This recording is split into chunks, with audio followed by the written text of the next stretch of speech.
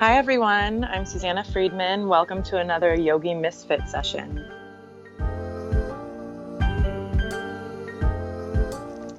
Today I'm taking over the show and I am going to interview Danni.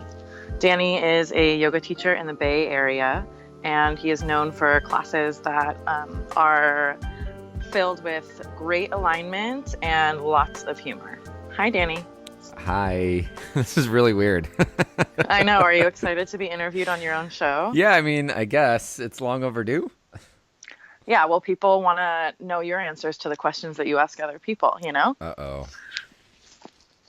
This is going to get intense. That or I'm going to keep one-worded answers. Yeah, that will be a really interesting podcast for everybody. Yeah, for everyone. Yeah. So first of all, Danni, Yes, Susanna. how much do you love me? That's question number one. So much, Susanna. Like, I don't even know where to start. Words can truly not put in, or yeah, you know what I'm trying to say. But I can't make I do. words go together to tell you how Wow, much I adore you. that's intense. Okay, but for real. Danni, let's start like how. I feel like I showed you my love yesterday, Susanna, when I threw my yoga mat almost on top of yours to show you how close I wanted to be next to you. That's true. It was really great doing down dog on top of your hand. Um, okay, let's start how you always start. Why yoga? Oh man, you know, like the answer that everyone says on the show is why not, and I kind of feel the same. But for me, why yoga? Yoga saved my life. That's really like the long and the short of it. But yoga for me is you know, in my story and in the complexity of my story, like yoga was the one thing that I had that was consistent, that gave me a place to call home, that you know, that I could show up the way I was, and it didn't really matter what I looked like, or what, you know, what my background story was, or any of that stuff. But yoga was just a place to call home, and so I really made it home. It was, you know, it was the thing that held me when I needed to be held the most, and it was a thing that was compassionate towards me when I didn't know what compassion was. And you know, it's funny because I say words like this now, and like back in the day, I would be like, "What the f is this bozo talking about?" But you know, Yeah, it's true. I really do. I really do feel like that. Like yoga, really. Why yoga? Because it saved my life, and it saves. It's. I've seen it save lives. Like I mean, this practice is. It's so funny because a lot of us get into it very physically, and little do they know it's having so much more of an effect than just the physical. yeah, totally. Well, so much for one word answers. Yeah. But going going off of what you were saying at the end there, what inspires you as a teacher to do what you do? My answer to that question is always the same, and it's really, you know, the fame. Oh yeah, all that fame as a yoga teacher. Right. You know, I strive really hard to be really good at yoga. And so, You're really good. yeah, like, you know, I don't, you know, if anyone's, you know, listening to the show, I don't know why they would listen to this episode, but if they are, there's this underground secret society of like really good, really good yogi. He can't even make it through that sentence because it's not true and he's being sarcastic.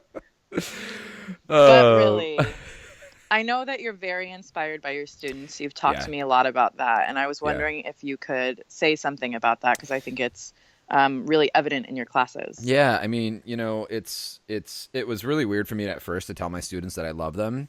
And I remember I had this epiphany at a concert actually not too long ago where this band that I went to go see play was playing, and they did such a great job, and it was like I was dancing and I had a really good time, and I was just like, I remember being in the crowd being like, man, I really love them, they're just so great, and they put me in a good mood. And you know, and at one point one of the singers was like, you know, I see you and I see all of you, and I'm so glad you're here, and you know, it's like, just so you know, we love you. And it kind of was like, I don't know. It just, not that I'm like you know, like a rock star or like whatever, but you know, when I see my students, I really do see them all. And in the same regards to like the concert show, like these people make music because they're passionate about it, because they want to share it with the world.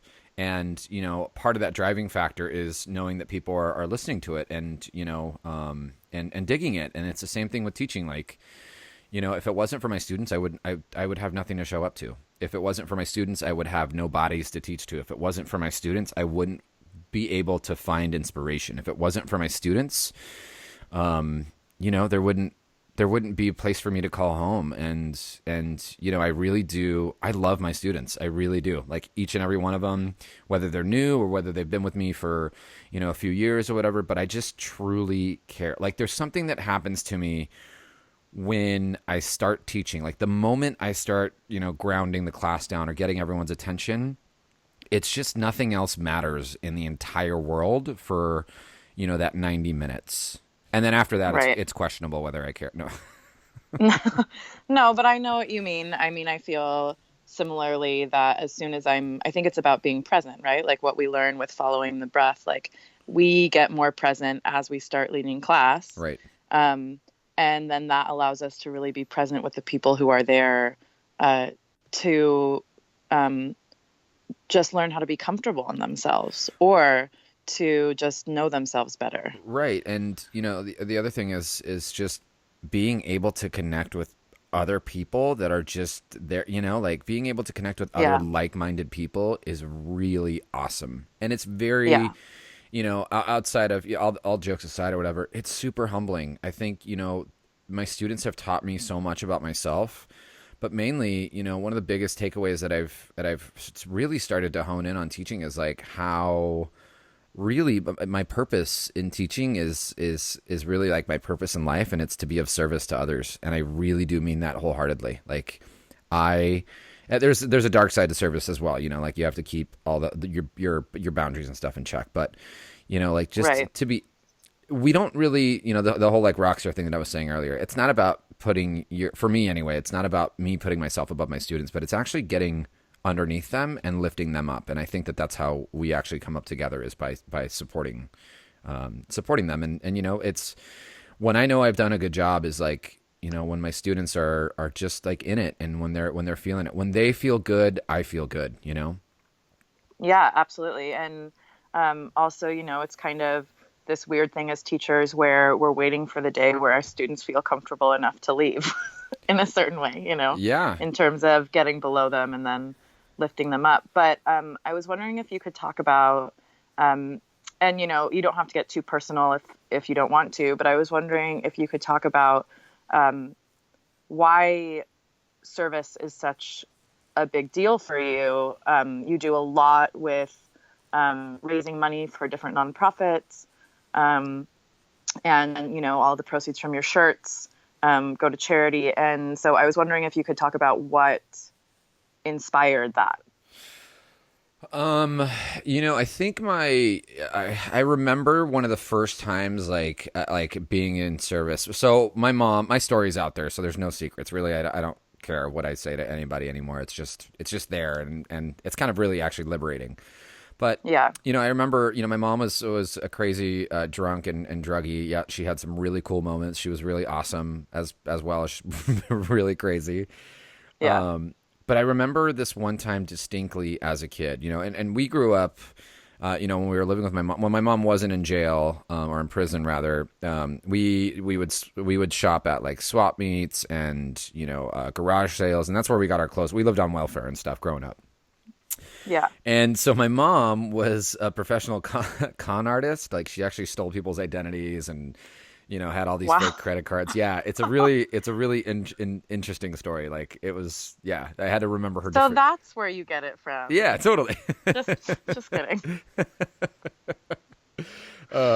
Yeah, so in her fits of crazy and stealing people's identities, she would not only care for us but also for others. So the point of the story was this one time it was Thanksgiving, and she like bought this like meal that was like ready for us, and it was like two turkeys and like stuff that we would never like be able to get. She bought a bunch of toys, and she went on a credit card shopping spree. She like stole an identity, did a really good job at it, and was like, okay, I got to rack this up before I get caught.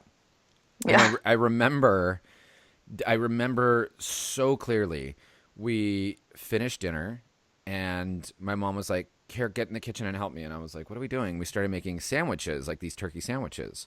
And we got in our car and we drove to, so we lived in East LA, so really ghetto. And we drove Yeah. into even the further ghetto. And I remember my mom driving around. We had like 50 sandwiches. We had a whole extra turkey that we made like sandwiches out of. And I remember we wrapped these in tinfoil. And I remember my mom driving around and we would stop or we would see homeless people. And she told me, I remember she was like, get out of the car and go give them a sandwich. And I did. And I will never, ever, ever forget like that time. Like I remember so clearly riding around in the car with my mom, giving people sandwiches, and my mom honking at people, being like, "Come get a sandwich! Like, get over here!" Like, she was just so like bright and bubbly, and I think it was probably that moment where like it was really ingrained in me. And then fast forward a few years down the line, my early 20s, I was diagnosed with cancer and then HIV, and I had a partner who had committed suicide, and then later on in life, I had a partner who had passed away from AIDS, and it was the way I grew up. I didn't really have an opportunity to talk a lot about my feelings and my emotions and whatnot. I started living on my own really young, and so I didn't really have that emotional luxury. And the way that I made sense of everything was to give back. So I started really young at, just like helping other people out. I even when I was, before I was diagnosed with everything, like, I was 17 and 18, and I remember one time I'd moved a friend into my studio apartment because he didn't have a place to live. And, it was like, I had enough. So why not share, and, Right. and then when I was going through the more traumatic things in life, the only way that I can make sense of those things was to, not necessarily deal with it emotionally right away, but like give back to feel I couldn't do anything for myself in that, but I could do Mm-hmm. something for others. And So, have you, sorry to cut you off, but that just is intriguing to me. Have you, through the process, through the practice, and, just, I guess, a little bit of age and experience, have Mhm. you learned how to give back to yourself? Oh, no, I just completely avoid all my emotions, period. Yeah, cool. No, yeah, I did later on in life. I with the help of therapy and with yoga, I was able to make a lot of sense of that. But it's still just like, if anything, all that stuff pointed me into the right path and saying that, like, yeah, I'm still supposed to be giving. Like, if anything, it just reaffirmed what I was doing. Yeah, definitely. So, I happen to know you quite well. And longtime listeners of the podcast might know that I was Danny's first interview, and he is my work husband. Mm. Um, but I was just wondering, you're such a go, go, go, go person. You're kind of always on, and Mm-hmm. your mind is always running.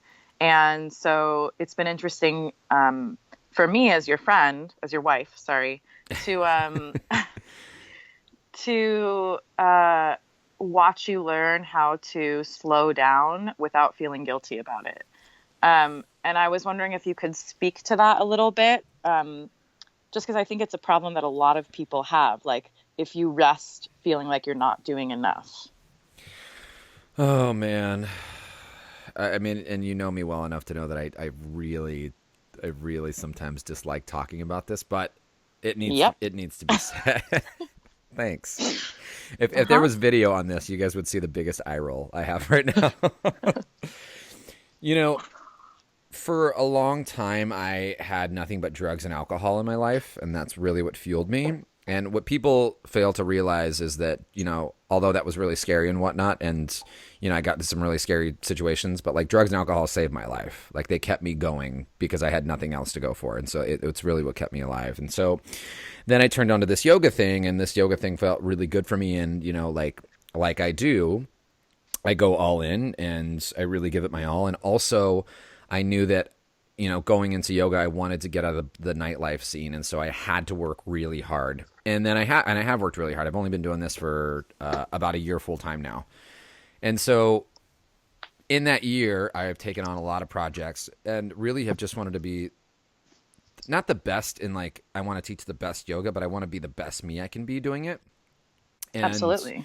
And I also want to have I had a really hard time with admitting that I wanted to have a big, broad reach. You know, I had a really hard Yeah. time. I did. I had a really, because I didn't understand it. I didn't understand Yeah. why I wanted to see so many people, why I wanted to touch so many people's lives, and da da da da. And now I do. And I realize, you know, that that's okay to say those big things. It's okay to say, yeah, I totally want to write a book. And it's okay. Yeah, I do want to travel around and teach yoga and meet new communities.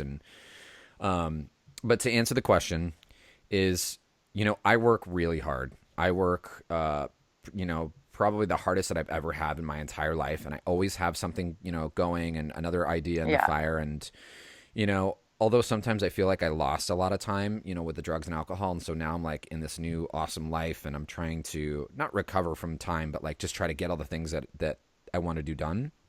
Mm-hmm. But you get to a point where you do burn out. You know, you get to a point where you only physically can handle so much as a human being.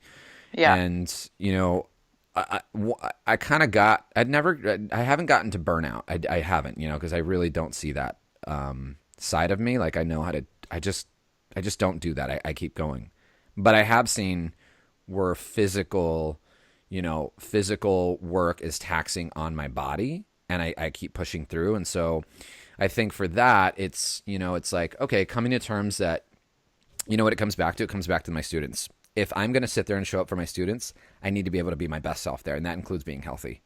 And so Yeah. if I can't be there, or if I keep showing up sick, or if I keep showing up tired and groggy and I'm not into what I'm doing, that's going to have a direct impact on my community. And that's not the impact that I want to have. You know, Yeah. I want to be there and I want to be my best self and I want to be able to, I want to be there and be there for them and not just, you know, trying to keep my stuff together while I'm, you know, although we all have those days and that's totally okay. But I'm super honest with my students too when I'm like, oh, I didn't sleep well last night, you know, like let's work on something that actually, you know, can help aid that and da da da da. And, you know, I kind of, I theme it together or whatnot. Yeah. But I think, you know, for me, I guess, you know, to not feel guilty about it or to create that time and the space is recognizing that one, I'm a human being having this experience as well. And two, that, you know, if I'm going to do this thing and be there for these people, I have to be able to be there for these people. I have to be able to be there. Yeah, absolutely. I think that's a really great way to reframe it because I think it's, especially, you know, you have been teaching full time for just a year, and that first year or two of teaching full time can feel like so much pressure to say yes to everything and, you know, just to, yeah, never get sick or never go out of town or all these things. And it can feel really selfish to take the time that you need. Mm-hmm. But, you know, the reframe of that is that if you can't be healthy, you can't teach. Right. So I just think that's such a helpful thing for people to hear, whether they're teaching yoga or not. Whether you're Like doing with, whether you're doing anything, you know, right. it really, whether you're being a parent or whether you're being, and sometimes, you know, I recognize too that sometimes we don't have the luxury to have some time out for ourselves, but it doesn't have to look like a massage or it doesn't have to look like, you know, an hour hike. It could just be, you know, 10 minutes of like some meditation or, you know, making sure that you schedule your nap in or making sure that you're getting a good, you know, meal in or, you know, whatever you can that's accessible to your lifestyle. Right, exactly. And then going away, I guess, from the more like emotionally, philosophically personal, what is your favorite pose and why? My favorite pose and why? God, what do I love to do? What feels really good in my body? And I know that that changes daily. Sure. I think right now my favorite pose has probably have to be, you know, as kind of, you know, cliche or whatever. I am just getting over my shoulder injury. Like I've just started practicing, you know, the last couple months. Like being able to hold down dog and being able to jump to the top of the mat. And, you know, I can start for like a little bit and then my shoulder starts to talk to me and I listen to it. I back off. But I think being able to play on my hands is like, I mean, that's one of the reasons why I got into yoga in addition to, you know, getting into yoga for just, I needed something. But I really enjoyed the acrobat part of it, I guess, so to speak, or the more intense side. And so like recently I've been teaching for I've been teaching lower belly stuff and really lifting through lower core to get into handstand, and I was able to get into handstand like a month and a half ago again, and that felt really Mm-hmm. really good. I was just like, man, Yeah. I realized how much I love just flipping the scene around and playing on my hands. So handstand is probably my favorite right now. Yeah, makes sense. Yeah, Um, it's good. It's actually it's you know why it's fun? It's because I'm rediscovering handstand again. Absolutely. Yeah, Yeah, that's one of the amazing things about coming back from an injury, is that at least for me, I find that I get into poses with more ease because I'm paying more attention. right, So like there's no taking anything for granted because I know what will happen if I, you know, right. do a certain thing. I won't be able to do that. I won't Well, be able to practice. I saw you last night, and you're also really good at yoga.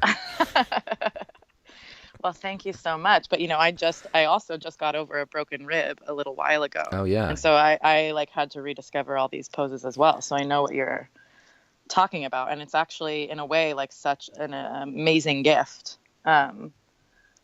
Because, I mean, I was talking to my teacher yesterday about it. And I just said I kept trying to do a modified practice. And I'm sure you did this for a while too, totally. where, yeah, where like, I would be like, oh, well, if I just am on my hands and my knees and then I step into warrior two, but extend my arm, like, um, you know, anything hurt. And so when I finally gave myself a chance to actually rest and just didn't move and concentrated more on meditation and study and all that stuff, like I actually healed fairly quickly. Um, and then my body was like, thank you. Here are the poses again, Right, right. So it's that I think what you're speaking to also is the relationship you have with your body, the difference between you having kind of like a fighting relationship with your body or a symbiotic relationship with your body. Well, and the one thing that I've been teaching to a lot, I guess, well, you said not the philosophical part, but like our bodies are always going to change. Like Yeah. we get older, we get injured, things happen, and yoga doesn't stop when you get an injury. Although Right. it seems like it does and it feels like it does, but it really doesn't. And you need to really the poses are only there to trick our minds a little bit, to shake our minds up because we get overstimulated and life Yeah. is crazy and shitty things happen, and so the poses do this. It's like life, we get thrown these things that are really challenging to stabilize the mind, to stay in the breath, to stay in that. And it's the same thing that happens in life. You got to be able to stay grounded and rooted in. That's what the practice teaches us. Absolutely. And then do you have a least favorite pose right now? Um, I have been trying to break up with Scorpion for a little while now, just because it's just not treating me good. Yeah.